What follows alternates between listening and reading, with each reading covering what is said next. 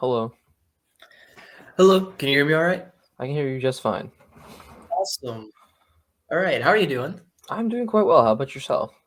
Not too bad. Not too bad at all. What you got going on the rest of the day after we're done with our session? I mean, the rest of the day's mostly just work, but I am going to have you heard of Gabriel Iglesias, the comedian? Yes, yes, I have. So he has a show tonight in near where I live, so I'm planning on Oh, attending. Yeah. that's cool. That'll be a lot of fun. Yep. Yeah, I've seen some of his stuff. He's really funny. Yeah. I'm a huge fan of his stuff, so I'm glad I get to Yeah, go. very cool. Yeah, yeah. What you? Um, oh, I got more tutoring sessions. That's fair. Yep, I had one earlier this morning. And then I think I have three or so after this one, going Yeah, into afternoon into the evening. quite a But bit. yeah, quite a bit. But I signed up for them. That's fair. Yeah. So, are you on spring break this week, or was it last week for you, Oh, I or haven't even had it. next Like, week? yeah, it's not even next week. I'm pretty sure it's still a couple weeks out for me. Oh, Yeah. I know that like college students are on spring break right now. My yeah, cousin. yeah. Are you in high school or are you in college? I'm in high school. Okay, I'm a junior. okay. Oh, so that'll make you what, 2 years ahead in math? I am not sure. Probably actually. Oh wait, yeah. I'm in Calc AB. Yeah, yeah, very cool. Yeah, it's all spring break for all the college kids right now. At least for like the Midwest Hmm. states. So I'm out of college. I graduated a year ago, but my sister is still in college and it's her spring break right now. So Ah, um I see. Yeah, my cousin yeah, is also on spring break, and he's a junior in college right now. So I heard from him. very cool. Yeah. So how you liking calc so far? Honestly, like generally, I really enjoy math. But we have like our school is kind of notorious for having really tough teachers, and I ended up Mm-hmm. stuck with one of them. Uh, Uh-huh. Amazing teaching style, but like his tests are like ridiculously difficult. Like, and he's well Mm-hmm. known for that. So a lot of the a lot of kids were struggling.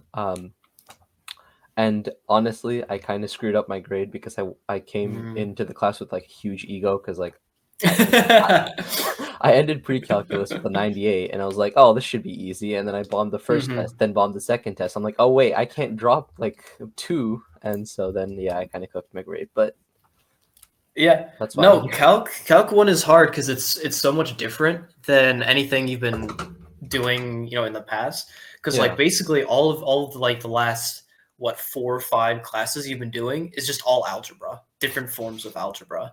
Yeah. Pre-algebra, algebra one, algebra two, geometry and pre-calc are basically algebra, but we focus on shapes and trig. I hated geometry just because of proofs. Like everything else was Mhm. fine. I was easily doing that class, but proofs, my God. Yeah, if you're not used to proofs, they're tricky.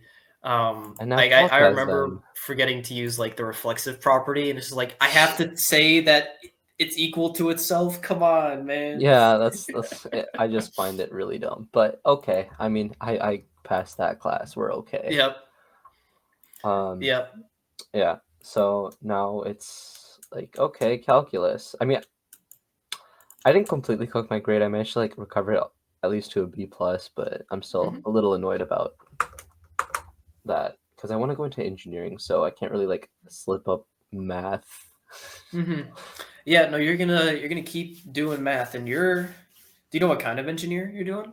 I'm right now I'm applying for civil, Civil. but Hmm. I've also like been interested in like mechatronics my entire life, so something Okay. like civil architecture, that's kind of the niche I want to go into, but Hmm. yeah.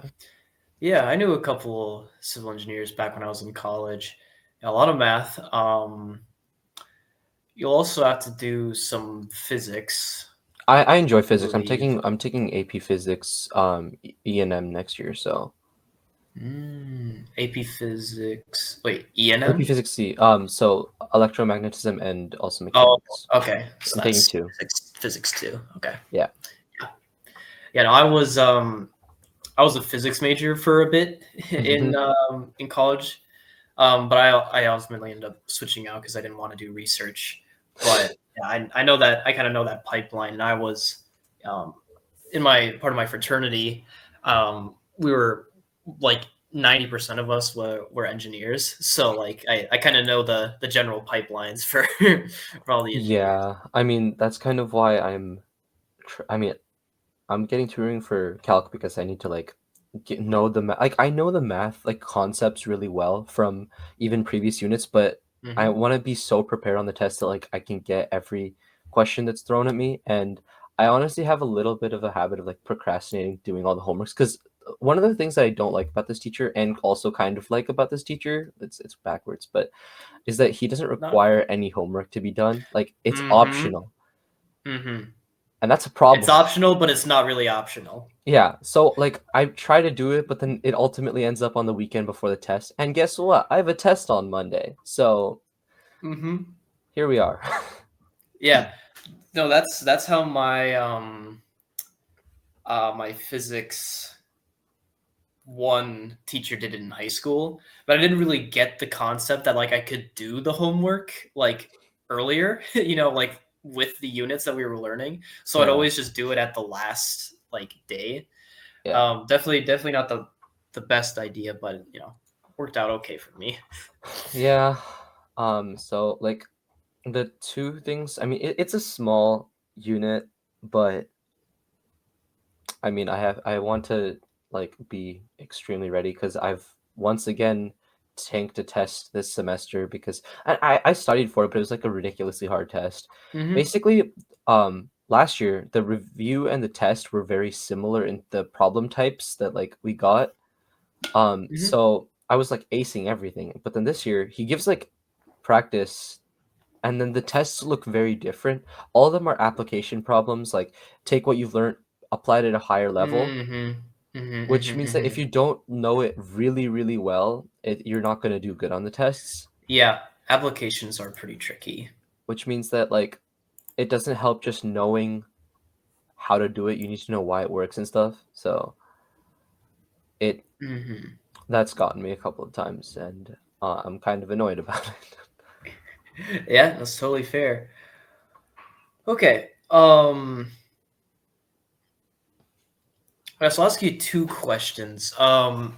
Is there anything in particular that you wanted to work on today? Sure. So honestly, I don't actually know if this is like on par with AP curriculum or like the units, but for us it's 7.1, 7.2, which is um oh my god, my brain is failing me. Area between curves and uh rotation about an axis. Or Okay. so So probably yeah, so area between curves and then maybe a little bit of introduction to the washer and shell methods. I think we've done, yeah. Um let me check. We've done um yeah, we've done the disk method, volume by Disk method. rotation, Hmm.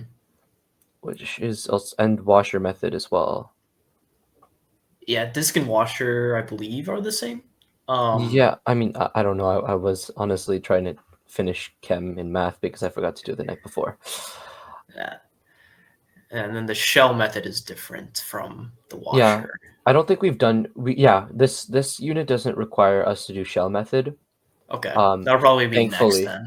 It might I think we Oh, actually really? backtracked to optimization for I think because we skipped. Okay, another problem was that our teacher is like really really old, but no one wants him to retire because he's such a good teacher.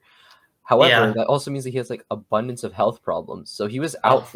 he's out for like weeks on end, right? Like in the Uh, middle of tests, right? So he just does like we've had two units where he just wasn't there. So we had to self-study the entire thing and then take one of his caliber tests, and it was, Mm-hmm. oh my god, the class got cooked. Yeah, that's pretty challenging. So study when you're not used to it. I'm used to self-studying, but then like because he wasn't there, I started like using that as a free period to do other stuff, and then yeah. Yeah. Okay. Um. Okay, so that's my first question. So that's good. I kind of know where you're at. Because like each school does it differently, Yeah. but there are some things that kind of follow after each other.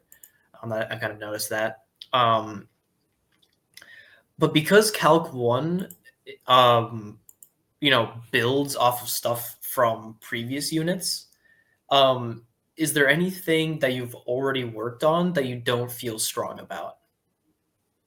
Um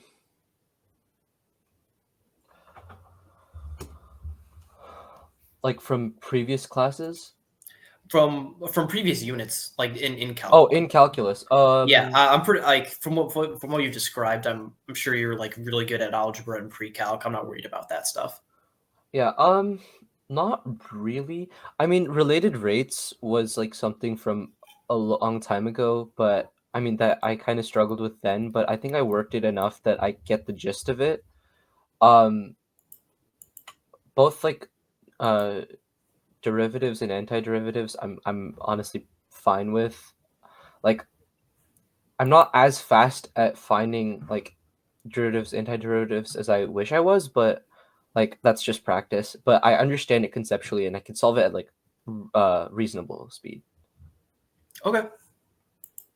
So sorry, that was a really long answer to your question just to No, say no. Not that's really. that's totally fine. Oh, No, it actually helps. It helps hearing the story. Yeah. one thing is slope fields. Like I'm not comfortable with slope fields, but that was the last unit and it's also not relevant to this unit, so I It's might gonna like keep showing up. yeah, I know. So I might like focus on that in future sessions, but this for this session, I For definitely now, want to focus we don't on. have to. Okay. We have 1.5 hour, right? Yep. Okay, cool beans. So All right.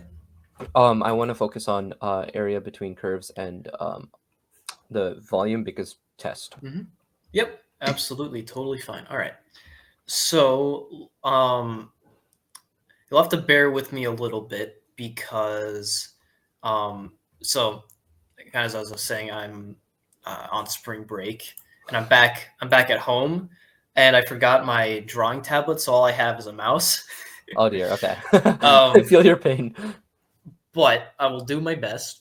That's fine. And let's get started with area of curves.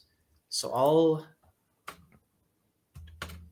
ahead and Yeah, kind of out of the draw. two topics, I have like a lot more exposure to like area between curves. Mhm. Just wanted to put that out there. Yep, it's totally fine. I just want to make sure area between curves is good because that's really No, yeah, necessary no, I for. understand. Yeah. Okay. So let's say we got two functions. Let's say this is f of x Yep. and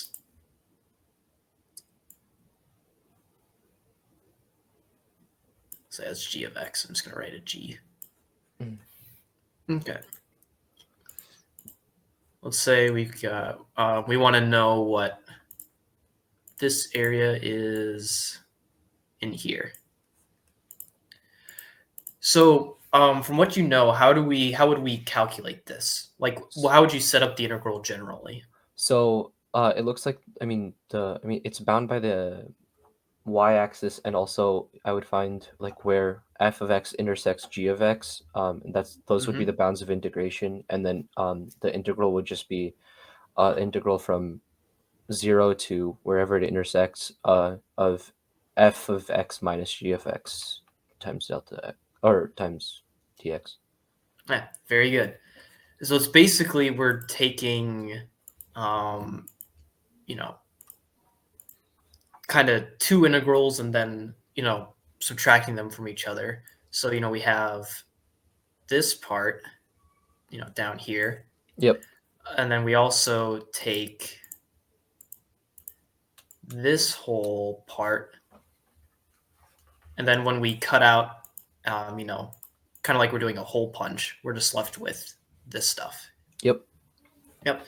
Okay, very good. So that you're right. You seem pretty comfortable with that. Because if you understand that concept, I mean, that's basically all area between a curves is. You just kind of have to know that, if so one other thing I will talk about. So let's say If the graph like is like a sine graph and then like it intersects in multiple places, do you Mhm. do you just have like split up the like into multiple like oh okay. Sorry, yeah. Yeah. So that was actually what I was next going to talk about. So Oh, okay, very, okay, yeah. very, very good. So let's say, again, y-axis to, this point, whatever. Yeah, how you have to do it is you have to you'll basically have three different integrals. Okay, yeah. So you'll have bounded from here to here, and then from there to here, and then from there to the end. Mhm. And then what's going to be inside your integral is going to change depending on what's above and what's below. So for the first part, it'll be, f of x minus g of x, then it'll be g of x minus f of x, then f of x minus g of x. And yeah, that's all you really need to do. For figuring out which one's on top, like if you don't obviously have the graphic, do you just like plug in numbers, like find the intersect and then just plug in numbers in between? Exactly. Yeah. Okay. So because you know where they intersect, in between intersections, all points will follow the same pattern. Yeah, of course. So all of these will be above, all of these will be low, and that's how you can check. Yeah, so it's like just like first derivative test and stuff. Exactly. Yep. Okay. Oh wait, second. No, that's concavity. Never mind. All right. Yeah, concavity. I know what you were talking about. Okay, so that's the basics. See if there's anything else I want to cover. Oh, that'll be good to talk about. Okay. So let me get rid of these.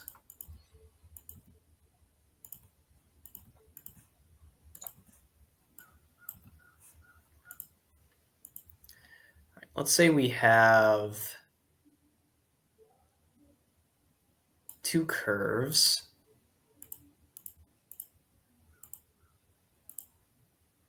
Something kind of like this. So the black one is kind of like x squared. The red one is just a linear. Mm-hmm. And then we want to know what is in this part. How would we set up the integral? Um. The key difference here is that we have two different functions that are bounding the area. Yeah.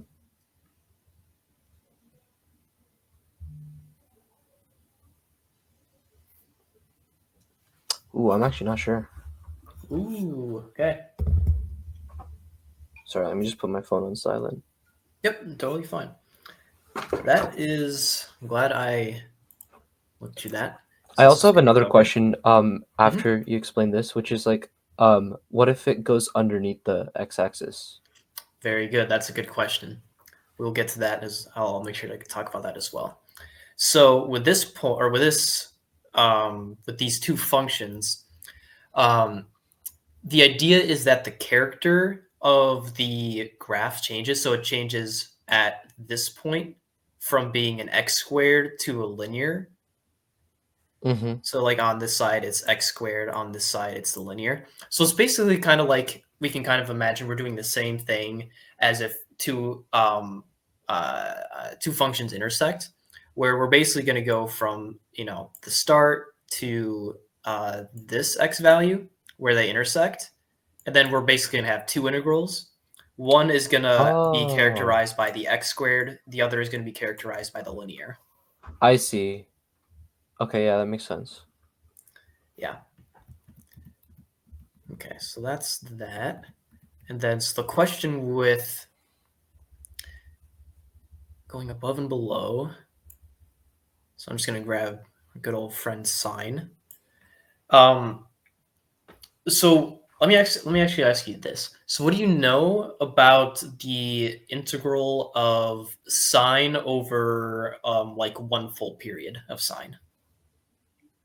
The integral of sine over one full period? Wait, like what do you mean? Like the integral of sine is just negative cosine, right? Yeah, from so I'm talking about like if you were to do a definite integral from 0 to 2 pi. Is it one? Wait, no. No, it's okay if you don't know. Yeah, no. So let me put this in another way. So do you remember even and odd functions? Yeah. Yeah. So the even and odd function is if we have if it's symmetric across the origin, and it's like if like the bounds are the same but one's negative, one's positive, then we say that it's 0. Oh my, yeah. Right. Yeah. So if sine is an even function, or sorry, sine is an odd function. Then it would have to be Um, 0. yeah. And so if we go back to like here where I had it before, so the reason it's 0 is because Top when offsets we the do bottom. the top cancels out the bottom. So we would basically do um so if we do the integral of sine from 0 to 2 pi, that's the period.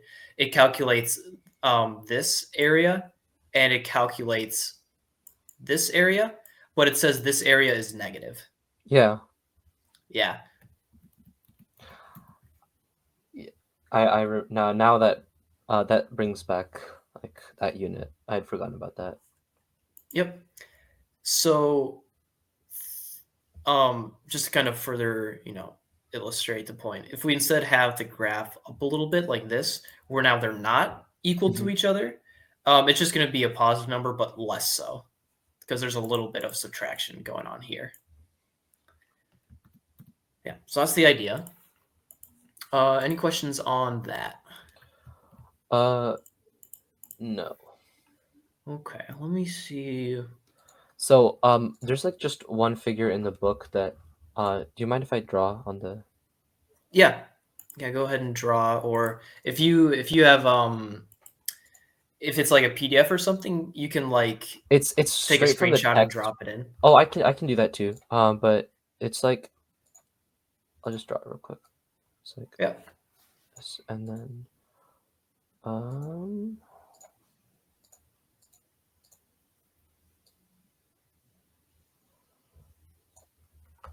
so like Mm. this area, or Yeah. well, actually this point, this point's actually supposed to be like on the y-axis, Okay. Yeah. but like the area that you're trying to find is this one. Yeah. So that's a very, very good point. So let's think about that. So, so the question here now is, well, if there's this negative portion where before what we've been doing, it's all been above the y-axis or above the x-axis. So the question, so is that kind of your question? Is how do we deal with this negative part?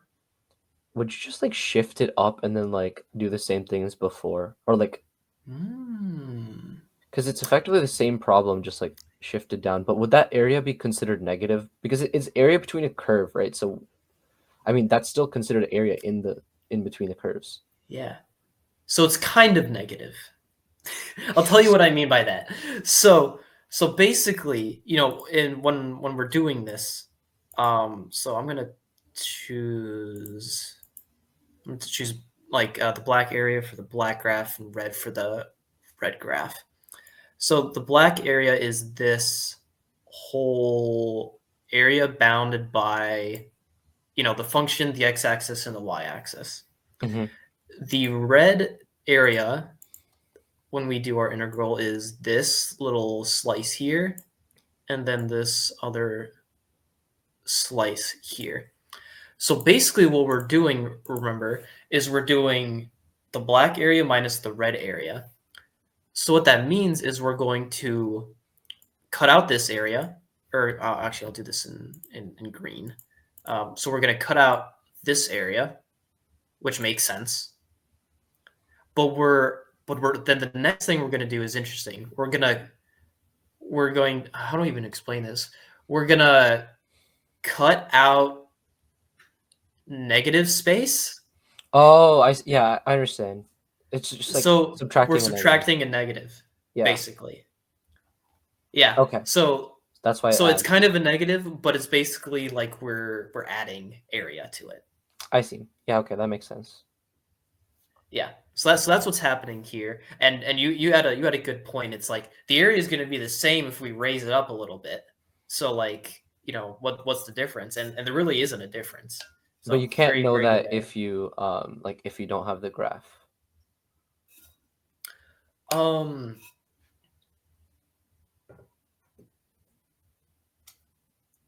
So okay. um So you just have like three integrals basically, where it's like the area from from 0 to Actually, this could be all one integral. oh really? Because the way I was saying is like from here to here, and then like add here to here for just the black, and then from here to here for the red. Yeah, I mean it'll work. It'll add to the same thing. Yeah. But you could are you just saying that you could have an integral of like if black is f of x and then red is like wait no, but the bounds would be different.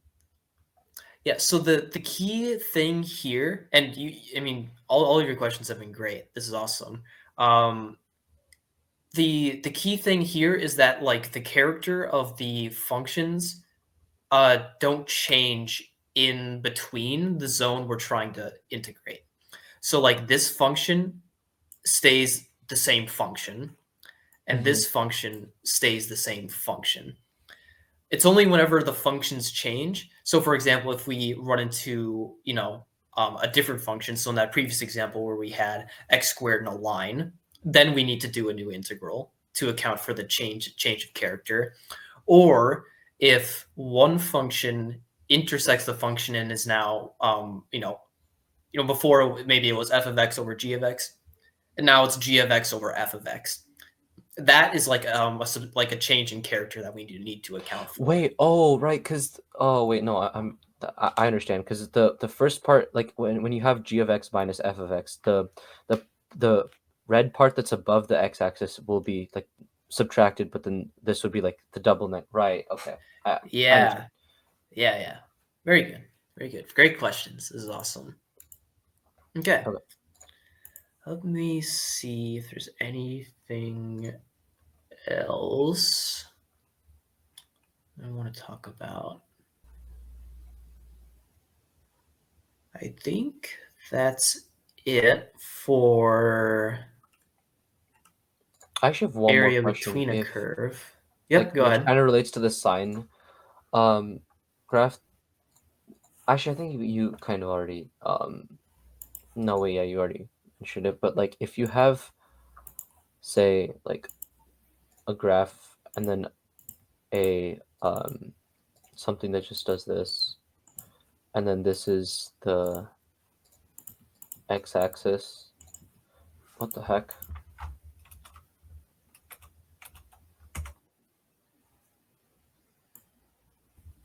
Why can't I Everything stop good? drawing?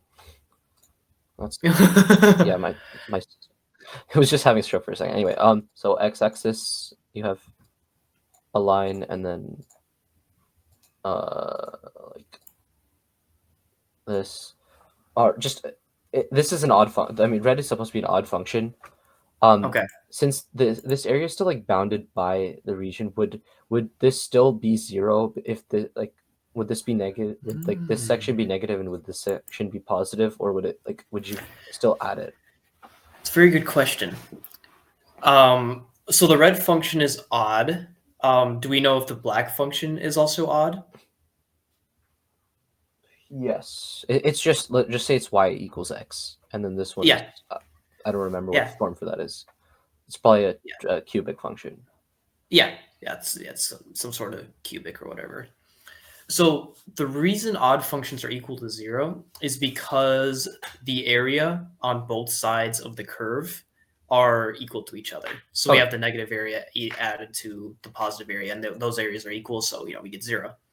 So the question you need to ask yourself is, if both functions are odd, are both the areas going to be the same? They So what do you should be, think? because they It have should be. rotation about the around, they have rotation symmetry around 0, 0. Yeah. Yeah, and so for the instance of y equals x, then yes, this area is going to be equal to 0. But you can imagine that if we instead have, well, actually, I might be wrong about that. Let me double check before I say something wrong. That's fine. Because the only reason I'm asking this is that if all of the area that is being like encompassed is below the um is below the x-axis, would that area be considered negative, or is it still considered a positive area because it's bound by graphs? Good question. Just so I'm on the same track. So you're saying if all the area is below, is it Mhm. negative? Yeah. Yeah. So yes, in the sense that when you do your integral, you're going to get a negative number. Um, but in terms of application, area isn't negative. So, Oh, like, if you have a plate, you can't have a negative area of the plate. right.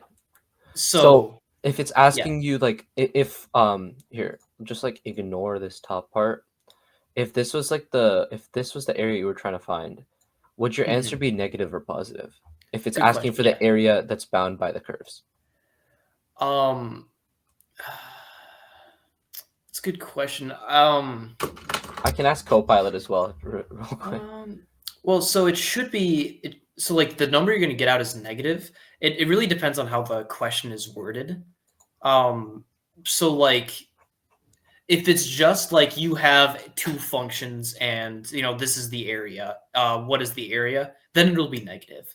But if it's trying to mirror a real world example where the like your reference point is arbitrary, like you've chosen that this particular positive, this particular negative, then it'll probably be a positive area. Okay.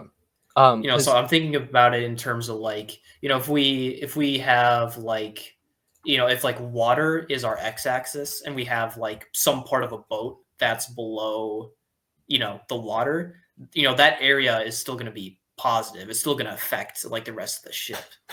Mhm.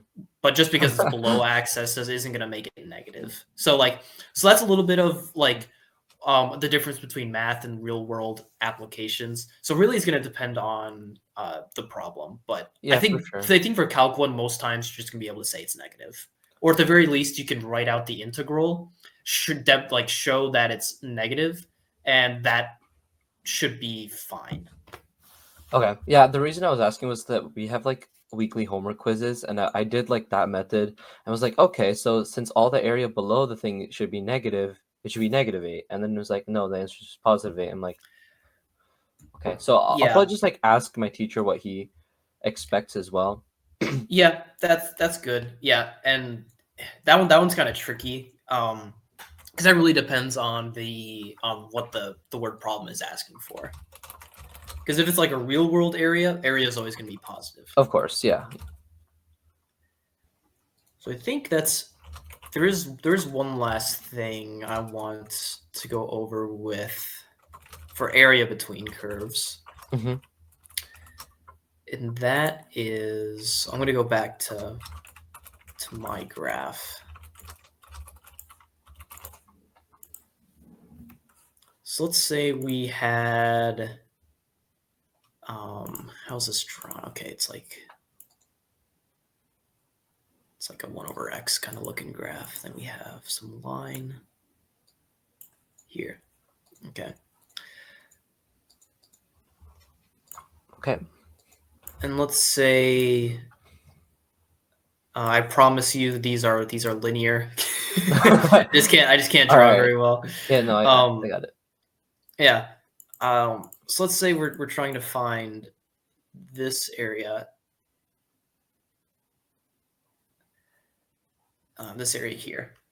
And we got some linear function here, and then this kind of goes like 1 over x. And then we have instead of like two x values that we're bound between, it's two y values.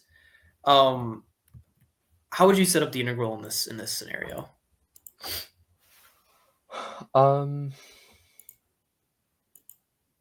Wouldn't you just use like f of y instead and use like the bounds of integration, use dy instead of dx? Very good. Yep, you absolutely can do that. Another way is I'm actually gonna quick grab this image that I'm looking at and drop it in because I need a little bit more detail than what I'm able to get with the mouse. That's fair. All right, so let me drop this in here. Okay, you see that all right? Mm-hmm. All right, make it a little bigger. Put it over my graph. Okay. Yep. So absolutely, we can do f of y, which is what this graph is actually demonstrating in like the textbook I have. Okay. The other thing we can do is if we really, for whatever reason, don't want to convert it to y, like maybe it's just the function isn't good for it. What we can do is again kind of go back to that idea of when is the character of the functions changing if we're looking at this from like a f of x perspective.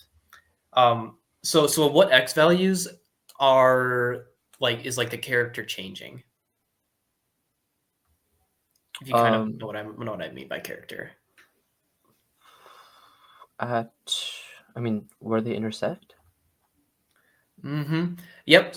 But so we're not worried about where they intersect because our bounding is above that. Okay. I'm not sure then. Yeah, that's totally all right. So the character are going to change at these points. And the reason is because we have this area here bounded by this function. So it's basically like we have a line bounded by that function. And then here we have a rectangle. Mm-hmm. And then here we have a triangle. So these are the points where like the character changes. If you kind of understand what I mean by character, I don't actually know if there's like a proper mathematical term for with what I'm talking about, but this is how I always kind of have understood it in my head. Okay, yeah. Yeah, I understand what you mean. Yeah. So that's another way we can approach these problems. How would you set this up though? Yeah, so we're gonna have three integrals. And it's gonna be so like for the first part, it's gonna be the integral of whatever this x value is to this x value. So you may have to do a little bit of math or be given the math. So it'd just be the rectangle minus the v of y or v of x. Wait, minus like the v of y thing, like the same thing we were doing before, like at the start, where just like top minus bottom. Yeah, but the top here is the line y equals d. Yeah. Yeah, so it's going to be d minus v of y, but in x, not in y. Then the second part is going to be d minus c. Then the last part is d minus u of y, but in u of x. So when you're setting it up, would it be like d? Would it be d minus v of y, the whole thing times delta? Wait, because how would you factor in like the width of the like the the sections? Like the width of the third, like the three portions. Yeah, because like the way that you sorry, go ahead.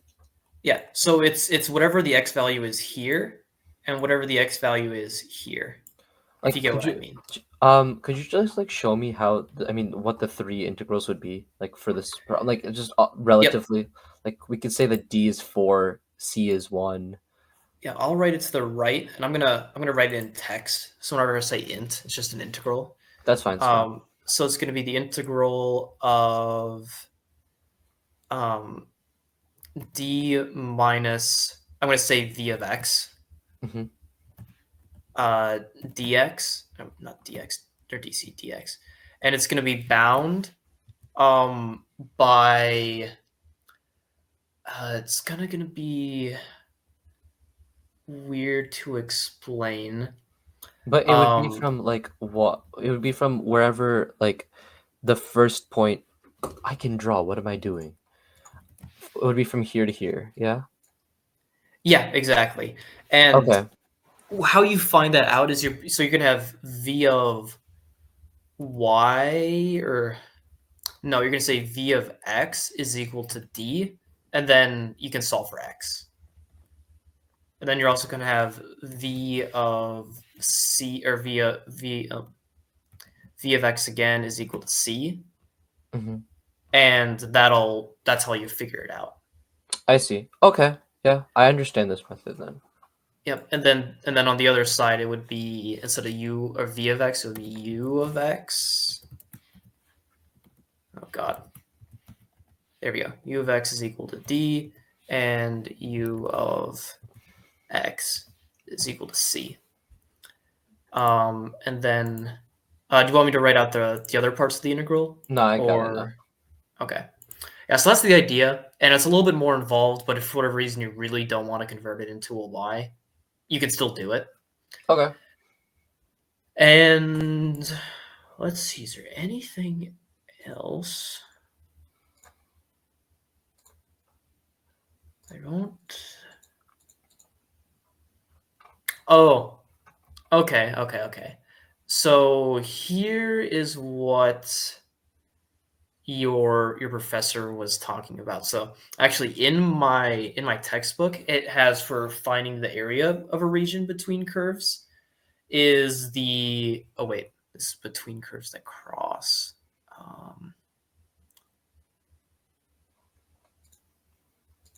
Okay, never mind.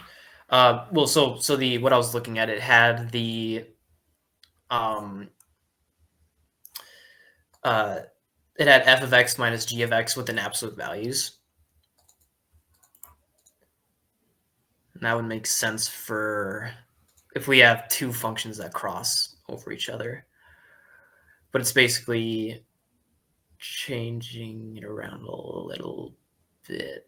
Yeah, so even with the absolute value, it just turns the integral into two separate integrals, which is what we expected anyways. Okay, so that's that.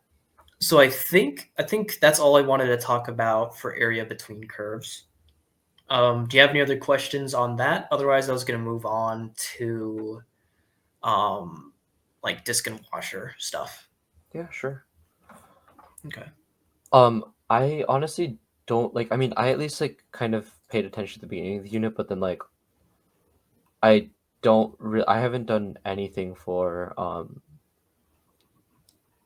volume and stuff. All I remember is some mention of little r, big R. Yep. Little r, big R. Yep. So the idea here is I'm going to get rid of this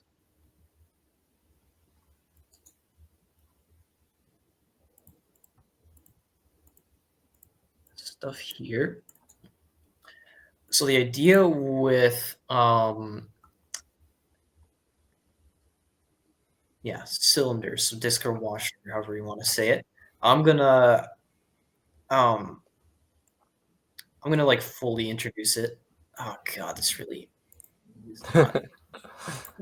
I need this to be straight. All right, I'm just gonna use an arrow. All right. Okay. So imagine this is, whatever, just a linear y equals some number graph, and then it's bound by 0 and some x value.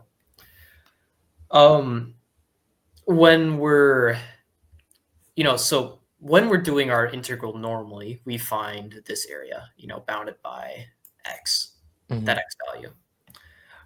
Um, if you can imagine this, imagine you take this area and rotate it all the way around the x-axis. What does that shape look like? Cylinder. Yeah. And how we calculate that basically when we're doing our integrals is we say, let me make sure I get this right. Yeah. So we would say we would take the integral from 0 to our x value. And then we would say we would basically take the area of a cylinder, which is Pi r squared h. Yep, pi r squared h. But we just do pi r squared because the height is going to come from our bounds, basically. So this would look like integral pi r squared dx. I usually just already bring out the pi out in front, so you don't have to worry about it. And then r is basically just the function. Yeah. Let me make sure I have this. Yeah, that makes sense because the radius is the x value, right? Yeah. This one too.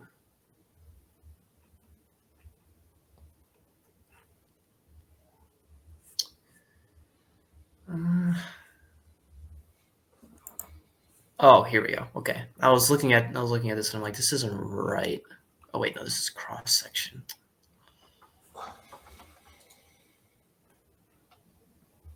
No, okay, now we're in the right area.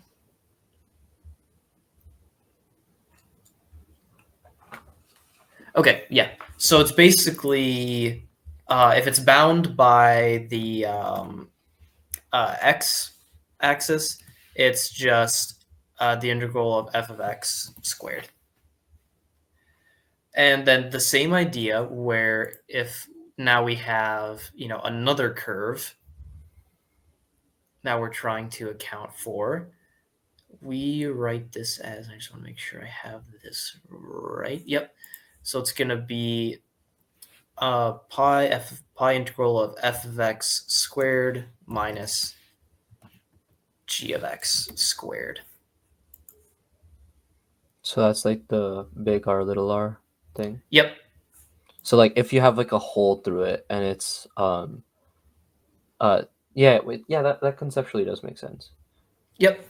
And is this the washer or the oh wait, you said they're the same. Never mind. Yeah. So tech. Oh, I think this Well, method is like when there's no hole, and then washer is just like the whole thing. That yeah, I believe so. I consider them the same. fair enough. Because they're the same math, the same idea. But yeah, so all right, so we won't talk about shell. So I'll keep my discussion to Yeah. washer.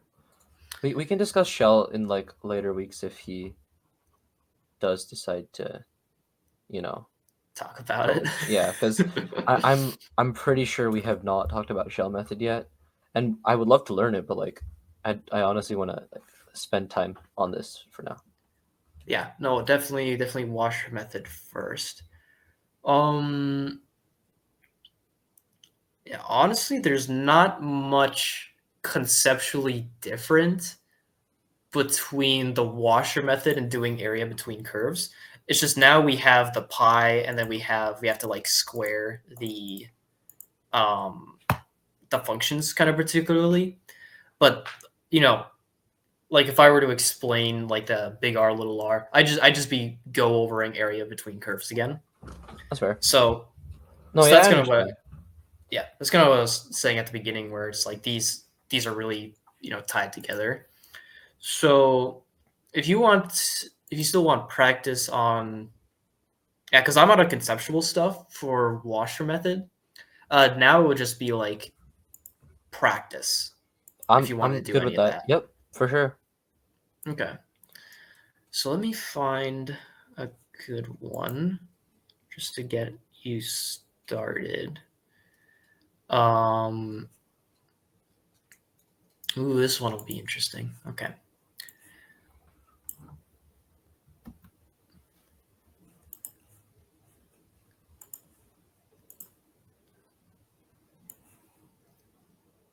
Okay. So I'm imagining you're on mouse and keyboard. Yeah. Okay. Yeah. So you won't have to. I can draw if you really need to. I'll probably Nah. I solve was it gonna on paper say. and then explain how I Yeah. solved it. Very. Yep. Absolutely. I'll be able to. I may not know all the numbers, but as long as you tell me the steps, I'll be able Yeah. to verify. All right. So go ahead and give this one a shot. Draw a picture if you want. I'm gonna refill my water and hit the restroom. Yeah, sure.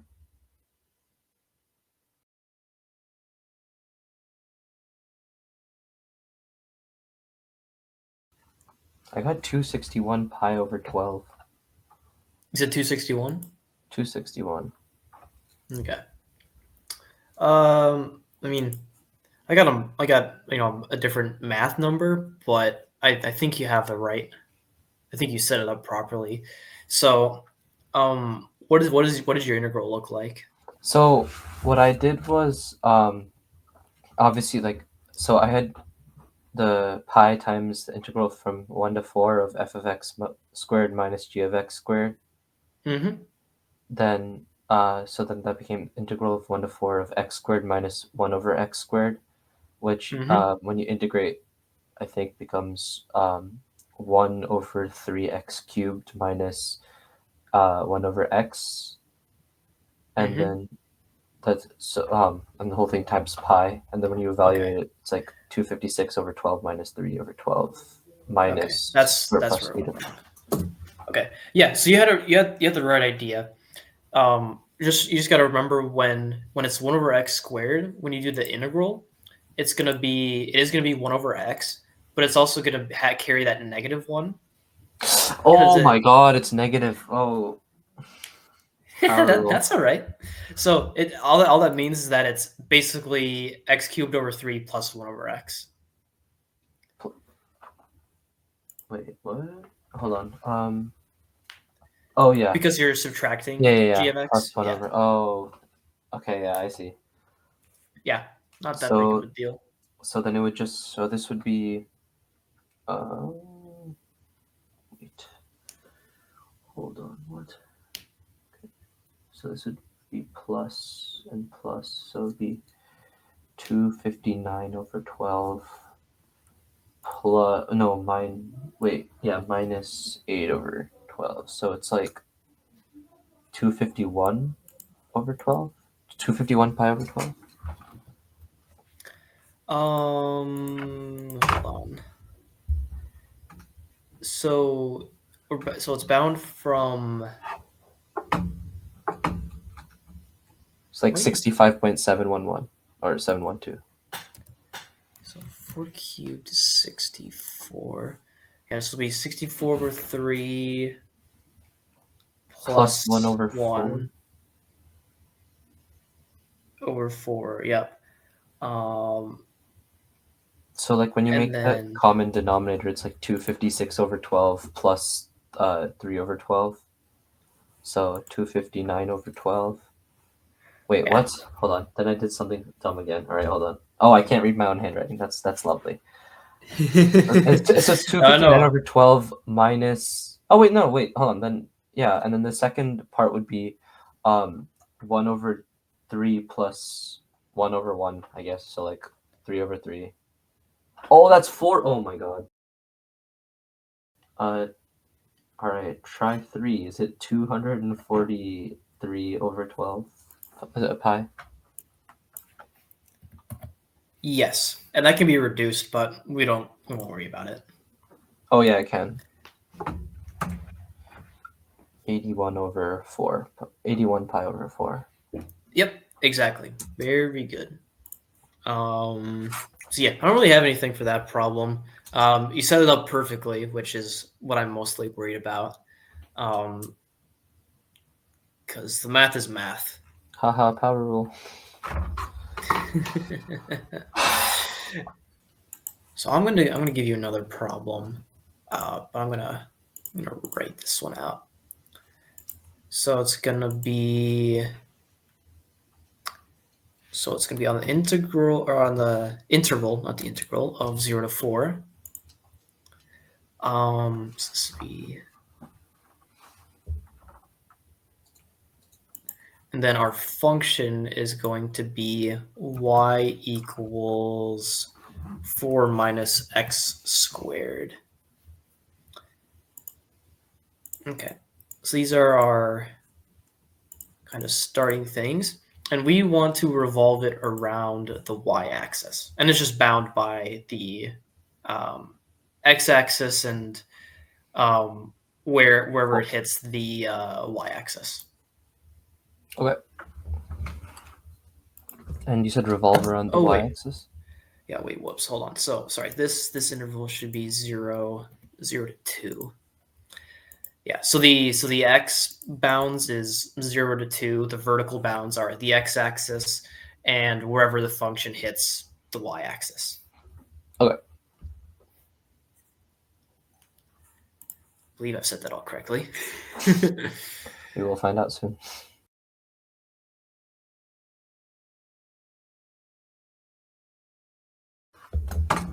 Okay, I got 256 pi over 15. Okay, 256. Okay. It's not what I got, but tell me how you set it up. I did just pi times the integral from 0 to 2 of f of x squared.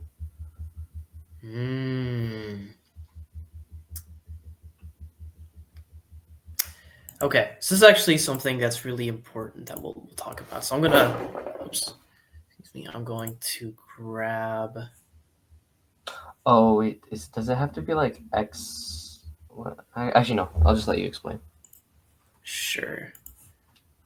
I'll grab this image. This will kind of. This will kind of give it away, but it's okay. So this is the graph, of our area.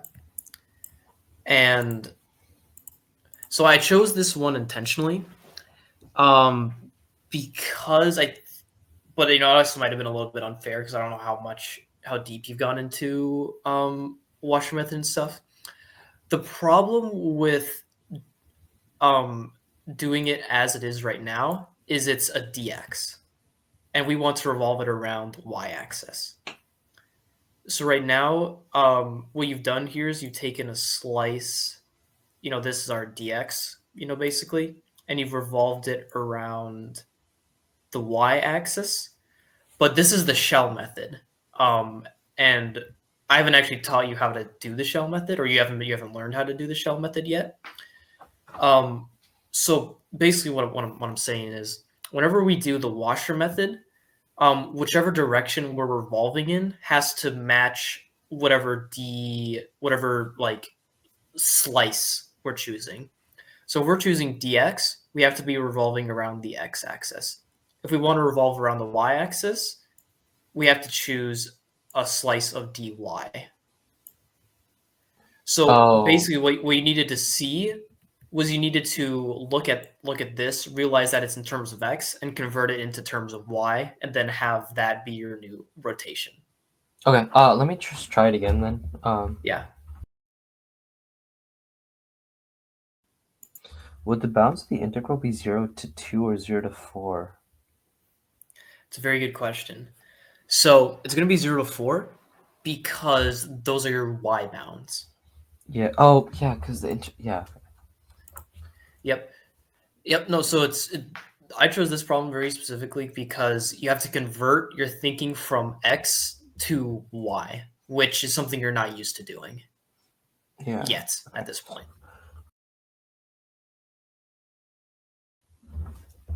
8 pi?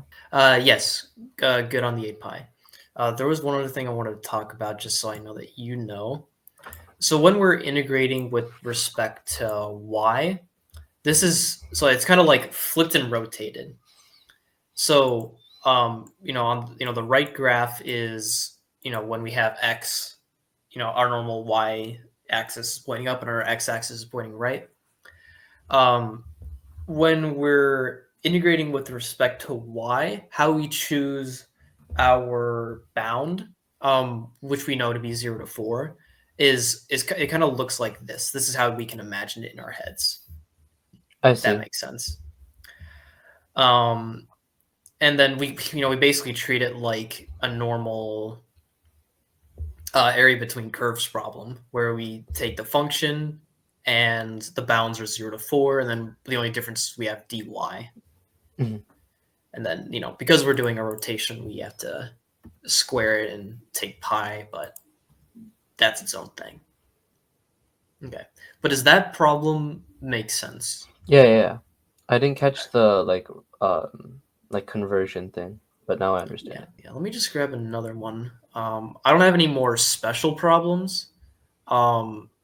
So like the rest of the problems you're gonna see from me are basically gonna be repeats. That's fine. Or well, like the conceptually it's the same idea, but like different numbers, different graphs. Ooh, actually there is some new stuff. There is some new stuff that we can talk about. Okay. Forgot about these. All right. Have you seen problems where the Oh, the axis is not around a line. yeah. Seen it, never done it. All right, let's do it. So the area here is like the area where we're revolving is the triangle between the y-axis, x-axis, and f of x. But now we have to take that area and revolve it not around the x-axis, but around the line y equals -2. So we have to be a little particular about how we choose our graphs and stuff. So I'll demonstrate this one because it's weird if you haven't seen it before. Okay. Just want to make sure I have this right. So yeah, so the same pi and like big R little r squared r is going to apply. The area we're revolving is, let me actually grab the image of it. This will help. So here's the image that are on the right side. So the area, so we still have to find like the area. So the area is still 0 to 4. Like that's the bounds of the area. And the area is still 4 minus x like over the x-axis. So that conceptually is all going to stay the same. But now the way we're revolving it is different. And how we account for that is in the f of x part of. So we account for it in like the big R and little r. So instead, because basically what we're doing when we're revolving around the x-axis is we're saying the integral of f of x minus g of x, where g of x is 0, is y equals 0. So we basically just say we ignore that part. We just say the integral of f of x. But now here we say we will have a g of x, and that g of x is -2. And as well, we have to, so on this graph, so I'm gonna draw this on the graph on the right side. So we have basically how we're gonna do this is we're gonna calculate this trapezoid here, revolve it all the way around. Then we're basically calculating this little rectangle right here, revolving it, and then subtracting to the two areas. I see. So we're going to get a hole. So that's the conceptual idea. And how that looks is, I'm going to just quick grab the integral. It will look like this. Move that down here a little bigger. Okay. So the So for the black area, for the 4 minus x area, we basically add 2 because the distance that we're rotating around is like 2 spaces away from it. Yeah. And then we have to subtract the g of x, which is g of x is just equal to -2. But we just write it as 2 basically because it'll be the same. -2 and 2 squared. Yeah, I see. This kind of conceptually feels like shifting the graph up 2 and then doing the same thing because it's like 6 minus Yeah. x. Because that's like how I initially thought about it. Yeah, that is a good point. Yeah, that's actually a great way of thinking about it. And in the same way, if we, we're looking, if we did that, if we brought the axis we're rotating around to the x-axis, it's the same idea where we're going to take like the big slice and then subtract that little rectangle. Yeah. So if that helps you to think about it, absolutely, that works. So that's these kinds of problems. So let me. Okay, this will be interesting. Okay, here we are.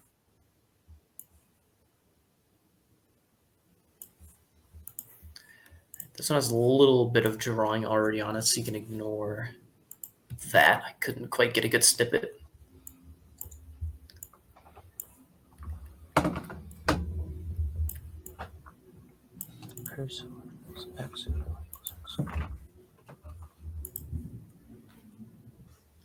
Yes, before you do any of like the math, I want to make sure this integral gets set up because this one is also kind of interesting. So once you have an idea of how you want to set up the integral, let me know and we'll talk about it. Okay. So the region bounded by the so first for like since it's rotated around y, both of them have to be converted to. Wait, no. It's never mind. But then for like the bounds, it would just be like where they intersect. So one of them is at 0. The second one would be at 2. No, at 1. Yep.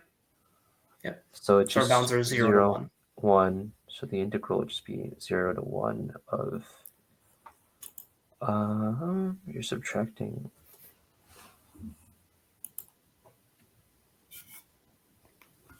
You're subtracting like 3. So it would be 3 squared minus. Would it be like minus f of x minus g of x?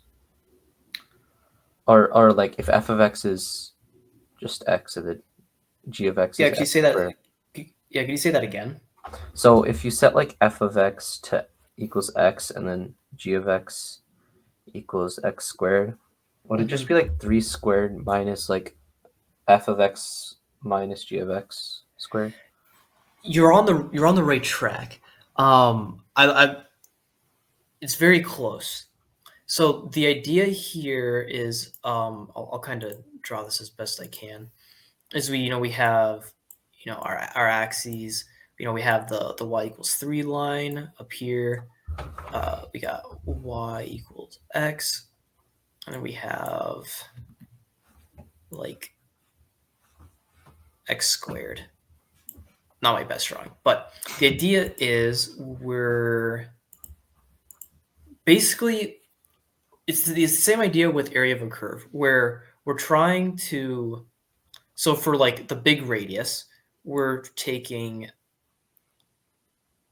this slice here, and then for the actually this is the little radius, which is going to make things a little bit confusing. But this is the little radius actually.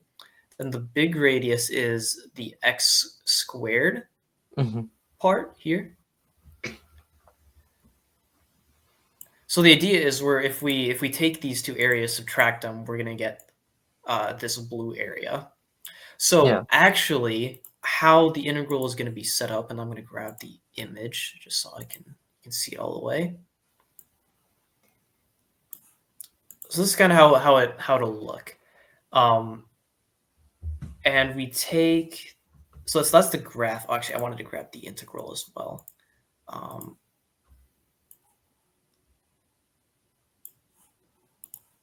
Okay, I'll put the integral over my graph.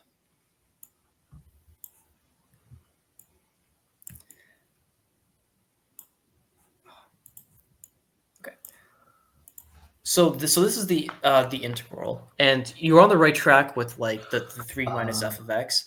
But yeah, specifically, it's like 3 minus the function is the whole area. Right. Yeah. I see. Yeah, and then Yeah, that makes sense. yeah, then we square it. I see. Yeah, and then so we don't have to worry about. And then solving it. if it was like if the line was -3 like it was in the other one, it would just be x squared minus 3 squared. I mean x squared minus 3 squared minus x minus 3 squared. So you said if the line was instead -3. Yeah. Would it just like Yeah. Yeah, Okay. it'll be yeah, so it'll be x squared minus -3. You know? It'll basically be yeah. So it'll be so the integral will be still 0 to 1 of but this time it'll be x minus 3 or x plus 3 squared first, and then minus x squared minus 3 squared. I believe that's how you would set it up. X squared minus 3 squared. Okay. Why would it be x plus 3 and then x squared minus 3? Probably because I just said it wrong. Okay. Yeah, it's supposed to be. It should be plus on both. I see. Because you're subtracting the negative, basically. Okay. Yeah. Cool. That makes sense. Alrighty. Okay. So we're almost out of time. But I think we did a lot of good work today. But before we close out, do you have any quick questions you want me to answer, or did anything today feel pretty decent? Yeah. No. I loved your teaching style. So. Great. I appreciate it. Thanks. All right. Thanks, Avnish. Is that how I say your name? That's perfect. Good job. Awesome. Thank you so All much, right. Carl. Yep. We'll see you next time. Have a great weekend. You too.